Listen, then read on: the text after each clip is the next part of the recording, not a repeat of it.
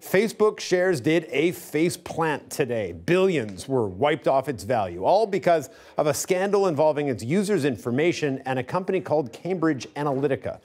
Cambridge Analytica harvested Facebook's most valuable asset, its vast collection of users' data. The way it used that data violated Facebook's rules. The winning Brexit campaign, as well as President Donald Trump's election campaign team, used those data analysis company. It might have played a significant role in the voting in each result, all with the help of this Canadian whistleblower. Here's how. It allowed us to profile upwards of 50 million Americans over the span of a couple months and understand not only their personality traits, but how they think and how they would likely react to different kinds of information. And what is it exactly that we need to do in order to pick at certain mental or emotional vulnerabilities so that those people would behave in a particular way that was conducive to Steve Bannon's objective. Cambridge Analytica strongly denies the claims, but Wiley says the company got its hands on the data through a Facebook app for personality testing. About 270,000 people used it. Its licensing agreement required users to share their own data, as well as friends' data who had loose privacy settings. Accessing the data was allowed for research, but passing it on to outside organizations was clearly not. Facebook suspended Cambridge Analytica and its British subsidiary late Friday for violating its terms of service. This is just the latest scandal for the social media giant and the influence that it wields, like the Russian-US election meddling that exposed how Facebook's algorithms can be exploited by foreign entities. So, once again, there are renewed calls for tighter regulations, which are an existential threat to Facebook's business model. We're already seeing reaction in Europe. The CBC's Thomas Daigle has that side of the story from London.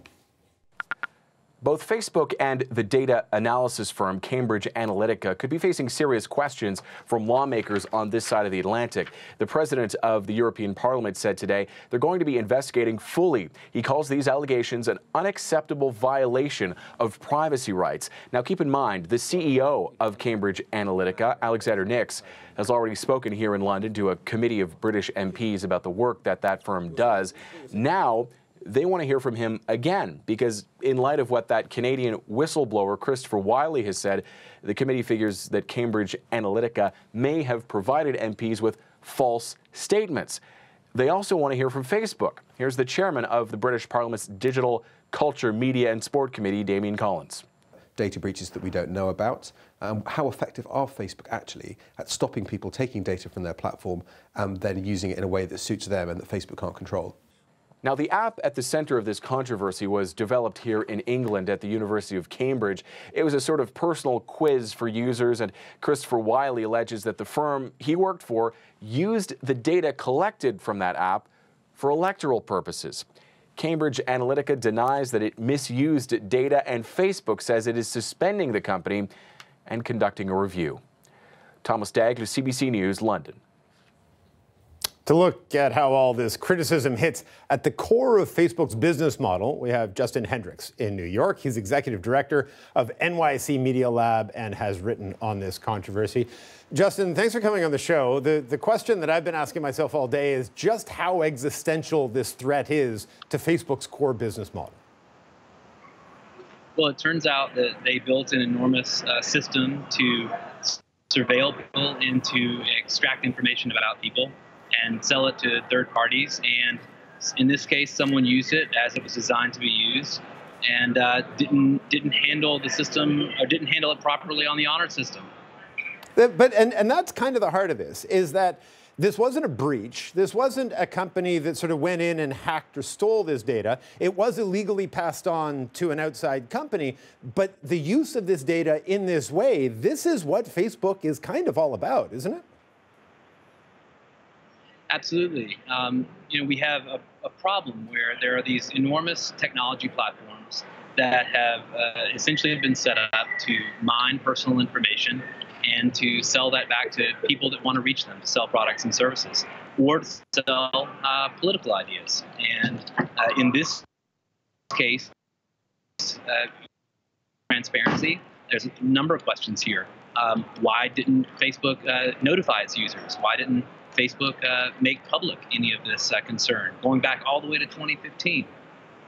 And does that does the answer to that lie in Facebook's repeated claim that it's just we're no publishing company, we're just a social media company. What people do on our site and through our site isn't sort of our business. Like they've tried to take such a weird sort of third-party stance on what's happening on its site. Does this kind of play into where that argument has come from all along?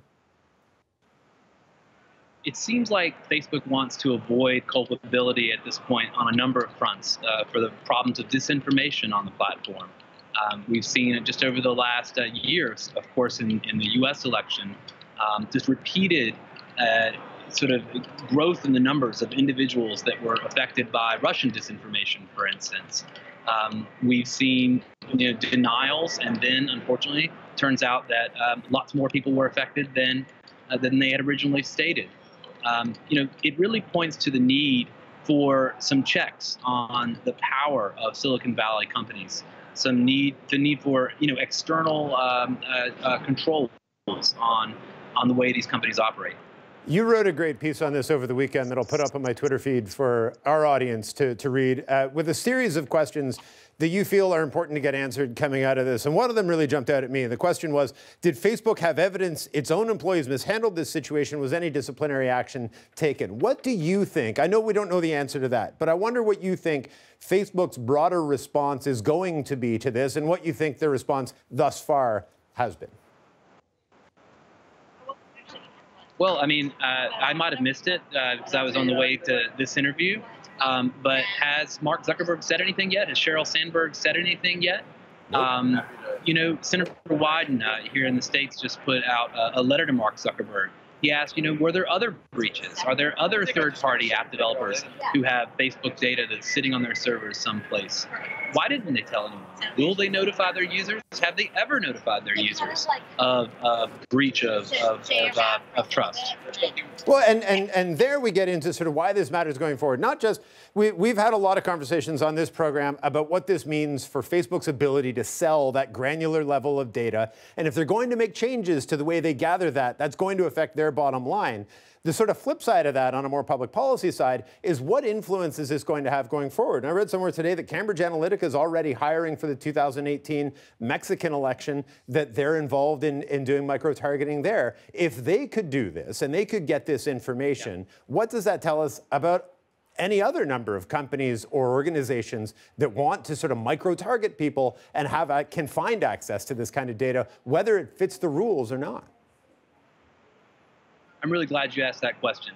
I study emerging media technology for a living, and the reason I'm so concerned about this is because these technologies are going to advance. They're not going to stop. Whether it's Cambridge Analytica or any other company, we're looking at a serious crisis. The combination of artificial intelligence, technologies like deep learning, the ability to automatically generate content, hyper-target that content to individuals, and then to distribute it on unaccountable social media platforms. That has potentially major ramifications for democracies, for what it means to live in the public. We're talking about perfect propaganda, whether it's real or not. It's coming to a mobile phone near you. All right, Justin, we're going to have to leave it there. I really appreciate making the time today. Justin Hendricks, Executive Director of NYC Media Lab.